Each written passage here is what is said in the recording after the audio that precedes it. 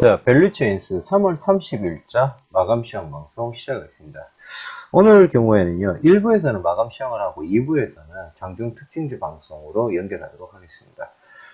그 편집 과정에서는 분할로 진행될 거니까요. 마감 시험 방송 후에 그 내용 바꾸면서 다시 한번 시작하도록 하겠습니다. 죄송합니다. 자, 그럼 바로 시작하겠습니다. 아시아 시장 마감 요약입니다. 일본 주식시장은 장 초반에 앨런 의장의 발언 및 지표 부진으로 증시는 하락 마감하였습니다. 앨런 의장은 비둘기파적인 발언으로 엔화가 강세를 보이면서 증시 하락의 요인을 작용하였는데요. 또한 일본 강공업 생산이 2월 기준으로 해서 발표되었는데 전월 대비해서 마이너스 6.2%, 예상치는 마이너스 5.9%, 이전치는 플러스 3.7%로 전년 발표되었고, 그리고 전년 대비 1.5%, 예상치는 마이너스 1.7, 이전치는 마이너스 3.8로 발표가 되면서 하락폭을 늘렸습니다.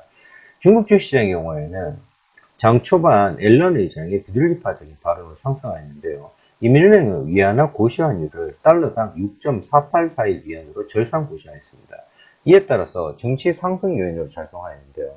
또한 유가가 아시아 시장에서 상승세를 보인 점에 상승폭은 확대되었고, 저유가로 인한 정유기업 실적 호조세가 보이면서 정유업종을 중심으로 상승하였습니다.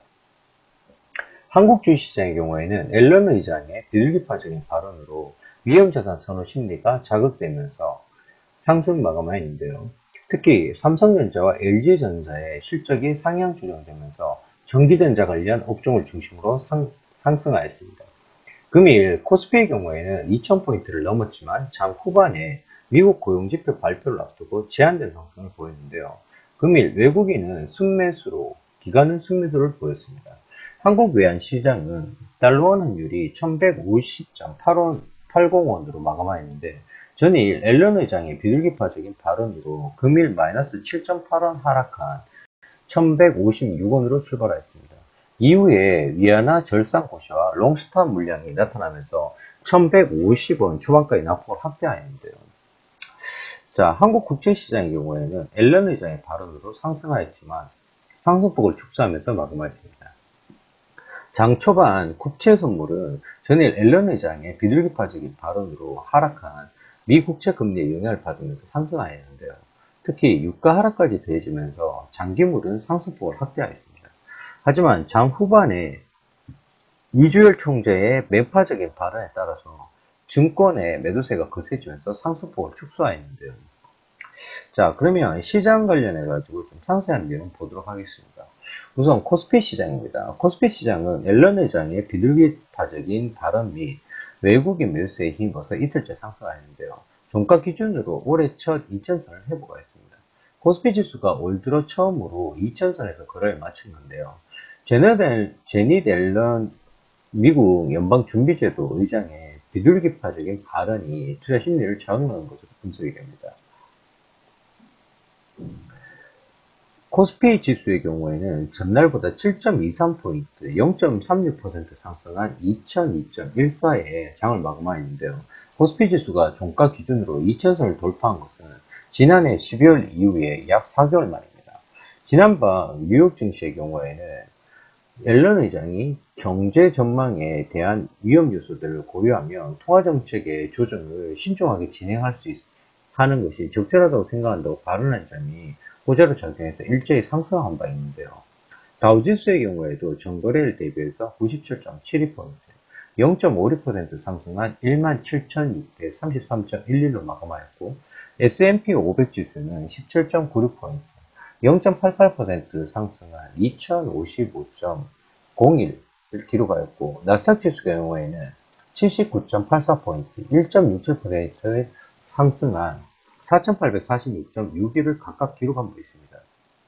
이에 한국 시장 같은 경우에도 외국인의 순매수가 진행이 되면서 확인했는데요.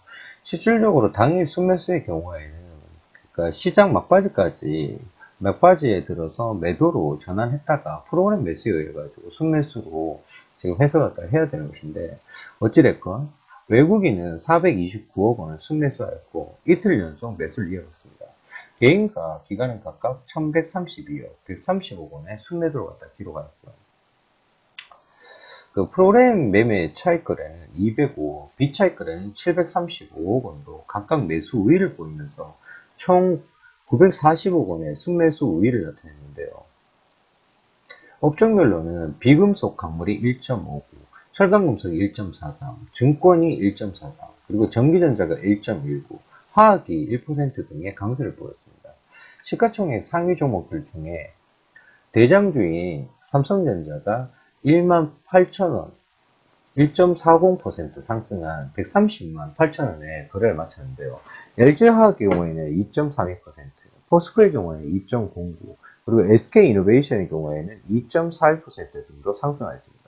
반면 삼성물산이 마이너스 0.69%, 기아차가 마이너스 1.50%등 하락하였고, 당일 거래량은 3억 4,726만 주, 그리고 거래대금은 4조 5,177억 원으로 집계되었습니다. 상한가 없이 479개 종목이 상승하였고, 하한가 없이 339개 종목이 하락하였습니다. 57개 종목은 보합권으로 거래를 마쳤습니다. 자, 다음은 코스닥 시장입니다. 코스닥 시장은 외국인과 개인의 동반 매수세에 이틀째 상승하면서 694를 회복하는데요. 코스닥 지수가 이틀 연속 상승 마감한 부분입니다. 개인과 외국인이 매수 우위를 보이면서 지수 상승을 이끌었는데, 전날에 이어서 코데즈 컴바인이 급등하면서 지수를 끌어올리는데 일정 부분 영향을 줬다 할 수 있습니다.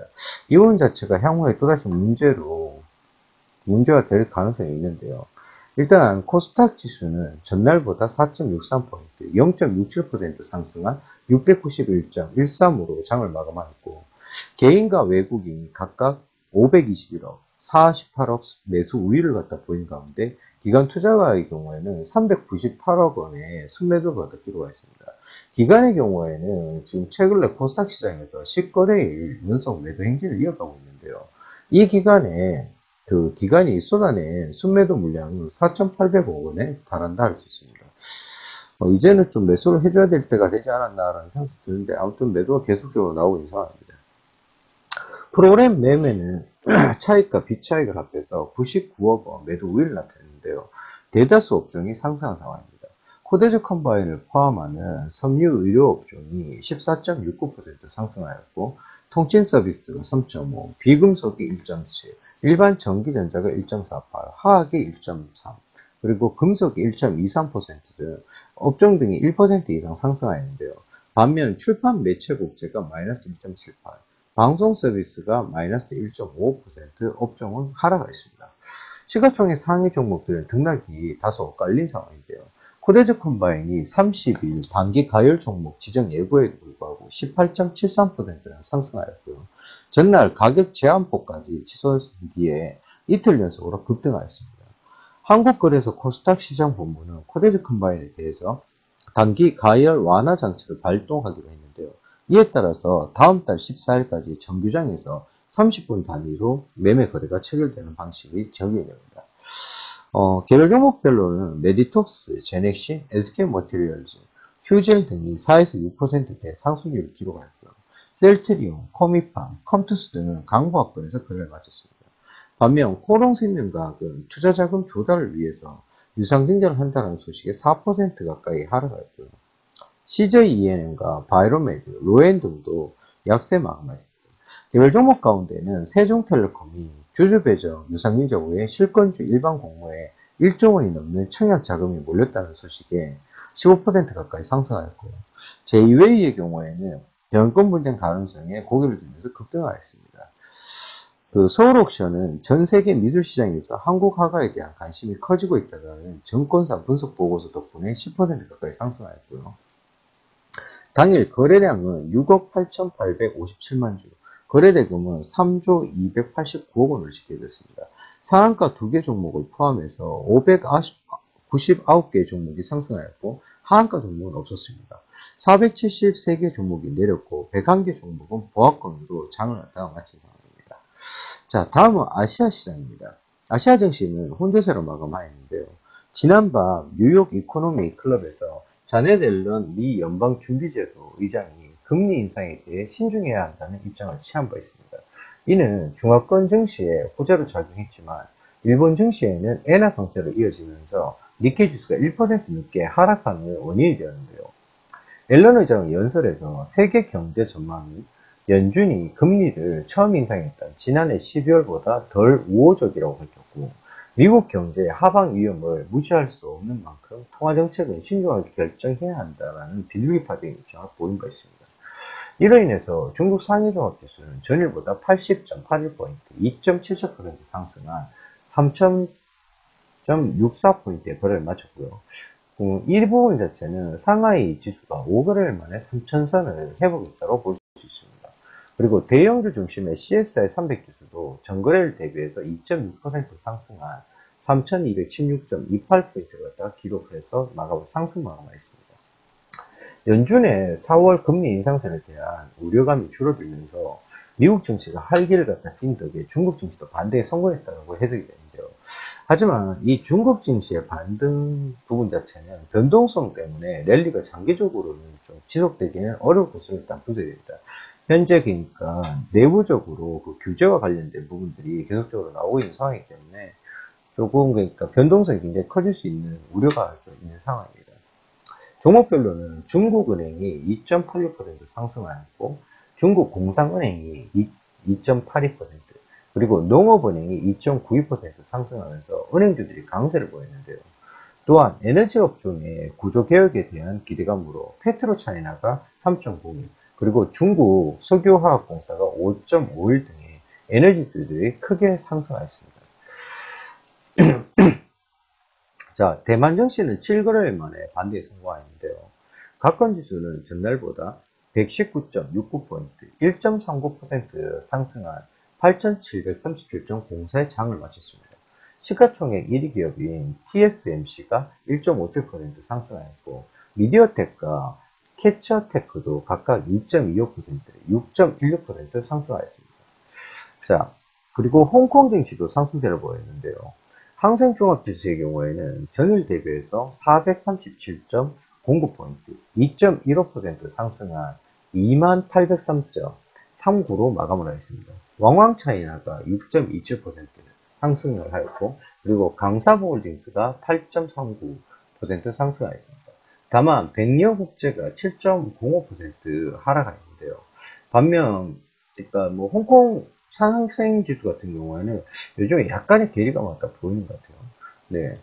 자, 다음은 일본 증시입니다. 일본 증시 같은 경우에 앞서 말씀드렸다시피 하락 마감했는데, 나흘 만에 17,000선 아래로 하락하는 상황입니다. 니케이 225 지수는 전거래일보다 224.57에 1.31% 하락한 16,878.96 기록하였는데요. 앨런 회장의 비둘기적 태도에 달러 수요가 줄어들면서 엔화가 강세를 보였다고 해석할 수 있습니다.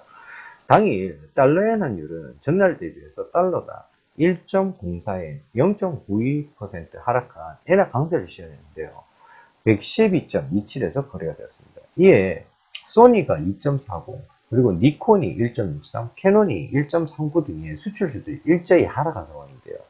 또한 미국의 고용지표 발표를 앞두고 위험자산에 대한 투자 심리가 위축된 것과 일본의 2월 산업생산이 5년 내 최대 감소폭을 기록한 것도 악재로 작용한 것으로 분석이 됩니다.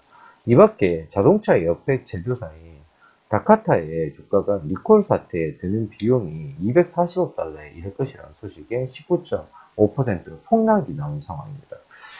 지금 뭐 여타 부분을 해서 일본 증시 자체가 이런 형태가 나오니까 실질적으로 한국 증시 자체가 상대적으로 좀 좋아 보이는 상황인 것 같습니다.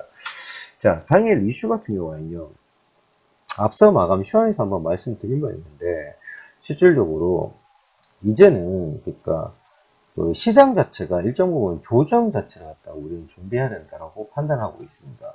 그렇기 때문에 그로 인해 가지고 이 조정대 자체의 흐름 자체에서 어느 업종 아니면 어느 그러니까 형태로 갈 것인가가 결정이 나는 게 4월 1일 날 발표되는 ISM 제조업 지표에 있는데요. ISM 제조업 지표 자체가 좋게 나온다 그러면 경기 민감주 섹터 계속 가져가시면 될 거고, ISM 제조업 지표가 좋게 나오지 않는다 그러면 경기 민감주에서 내수주 쪽으로 사이클을 갖다가 전환해야 되는 국면에 와 있습니다. 그렇기 때문에 그로 인한 전략 자체가 매우 중요하다고 할 수 있는데요. 우선 3월 FMC 이후에 글로벌 증시에는 움직임이 둔화된 바 있습니다. 코스피도 마찬가지였는데요. 시장 예상대로 FED를 비롯한 각국 중앙은행의 정책 공조가 이루어졌고 정책 모멘텀 소멸로 금융 증시를 다시 한번 밀어 올리기 위해서 경기 개선이 이제는 필수라고 할 수 있습니다. 미국 ISM 공급관리자협회 제조업 지수의 경우에는 지난달에 제조업 경기를 갖다가 올 초에 가장 먼저 확인시켜주는 몇 안 되는 지표 중에 하나를 할 수 있는데요. 한국 수출 증가 효과도 밀접하다 할 수 있습니다. 67년 이후에 상관계수는 0.53으로 동지수의 경우에는 2015년 10월부터 5개월간 기준선을 갖다 50을 하회한 바 있는데요. 동지표의 부진이 연초에 고용 악화 및 경기 침체 우려로 번지면서 투자 심리를 극도로 위축시킨 바 있습니다. 지금 이번 주 금요일인데요. 현지 시간으로 발표되니까 국내에는 토요일날 적용이 된다고 보시면 되겠는데 발표될 3월 ISM 제조업 지수는 부진에서 벗어날 가능성이 상당히 높다 할 수 있습니다. 3월 당월에 이미 발표된 주요 지역, 그러니까 연방준비은행이 뉴욕, 필라델피아, 리치몬드, 캔자스시티 등의 제조업 지표가 모두 반등에 성공했기 때문인데요. 4개의 지수의 각 평균과 분산학대 이용해서 계산한 지역 연준의 제조업 종합지수의 경우에는 2001년 7월 이후에 최대로 상승한 바 있습니다. ISM 제조업 지수와의 상관계수는 0.91에 달하는 건데요. 3월에 ISM 제조업 지수는 시장 전망치인 50.7을 충족할 수 있을 것으로 현재 예상이 되고 있는 상황입니다. 자, 그렇다 그러면 ISM 제조업 지수의 회복에 주목해야 되는 이유는 두 가지라고 볼 수 있는데요. 첫 번째는 1995년 이후에 동지수의 변곡점은 한국 기업의 이익의 저점을 2개월가량 선행한 바 있습니다. 그렇기 때문에 ISM 제조업 지수는 지난 1월부터 2개월째 개선세를 이어가고 있는 상황인데요. 이때 당시에 MSCI 한국 지수의 경우에는 12개월 예상 EPS가 하향세로 갔다가 멈춘 바 있습니다. 반등에 무게를 갖다 두었다고 볼 수가 있겠는데, 그리고 두 번째로는 ISM 제조업 지수의 상승은 한국 증시의 외국인 수급 때도 상당히 긍정적일 수가 있습니다. 2000년 이후에 동지수가 상승세를 이어갈 때 외국인 역시 코스피를 갖다 순매수한 바 있는데요. 경기 회복에 따른 전반적인 위험자산 선호 심리 개선 때문입니다. 미국의 제조업 경기 회복에 따른 이익과 외국인의 수급께서는 코스피의 주가 상승에 상당히 우호적이라고 할 수 있는데요. 그러면 4월 1일에 발표되는 ISM 제조업 지표로 인해 가지고 4월 증시에 대해서 우리는 판단하고 진행할 수 있다는 점입니다. 그렇다는 것은 지금 실질적으로 1분기에 그, 실적 발표 자체가 4월 7일 삼성전자를 갖다 필두로 해서 이제 서서히 발표가 되게 되는데요. 지금 현기점에서는 삼성전자가 오늘 일단은 특정 종목에서 다룰 예정이긴 하지만 좀 일단 시장에서 호의적인 기사들이 상당히 많이 나오고 있는 상황입니다. 그렇기 때문에 그로 인해 가지고 지금 전기전자 전체적으로 전기전자 업종 자체가 가장 강한 모습을 다 띄고 있는 상황인데요. 근데 이게 중요한 게 ISM 제조업 지표 자체가 좋게 나왔을 경우와 좋게 나오지 않았을 경우에 시장의 반응 자체는 약간 극단적으로 갈릴 수가 있습니다. 현재 기점에서 기간의 매수 자체는 사실상 좀 기대하기는 어려운 상황입니다. 그렇기 때문에 실질적인 외국인의 추가적인 매수 아니면 지수 상승에 따른 부분 자체가 굉장히 중요한 국면인데 현재 기점에서는 코스피 쪽 종목 자체 어닝 자체에 대한 기대감은 상당히 좀 약한 상황입니다. 그렇기 때문에 되도록이면 전기전자 섹터 쪽으로 갖다 필두로 한 코스닥 쪽 아니면 중소형주 쪽의 모멘텀 자체가 좀 강해 보이기 때문에 그쪽으로 전략을 갖다 선회하는 부분이 옳다고 판단하고 있습니다.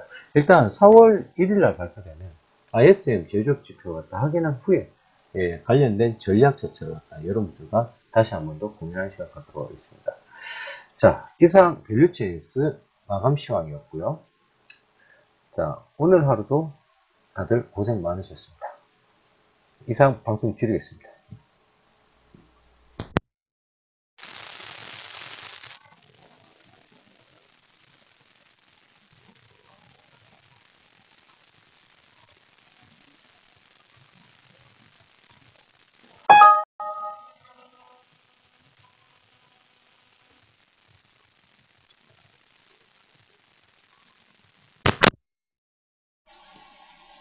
자, 그러면 3월 30일자 밸류체인스 특징주, 장중 특징주 방송 시작하도록 하겠습니다. 오늘의 경우에는 그 장중 특징주 분석이 조금 시간이 많이 걸리는 관계로 마감 시황을 갖다가 먼저 하고 장중 특징주 방송을 갖다 진행하게 되었습니다. 그렇기 때문에 시황 분석 부분은 제외하고 바로 그 종목, 특징 종목들 분석으로 넘어가도록 하겠습니다. 자,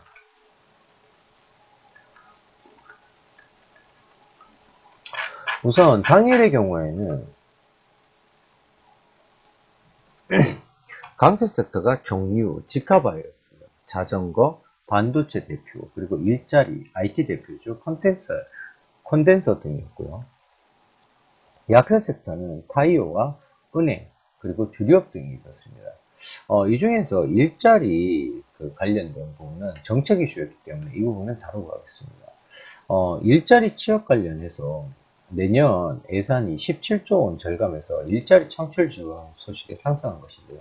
언론에 따르면 정부가 내년 예산을 편성할 때 재량 지출을 갖다 17조 원 가까이 가량 줄이고 줄인 액수만큼 일자리 창출 사업에 추가 투입한 것으로 알려졌습니다. 이 같은 소식에 금일 사람인 HR 그리고 에스코넥트 일자리 취업 관련주들이 동반 상승세를 갖다 기록하였는데요. 일단은 이 중에서 대장은 사실상 사람인 HR로 보시면 되겠죠. 에스코넥트 관련주이긴 한데 사람인 HR이 항상 이런 부분에서 좋다라는 거 한 번 더 강조드리도록 하겠습니다. 자, 일단 강세 섹터는 이러했고요.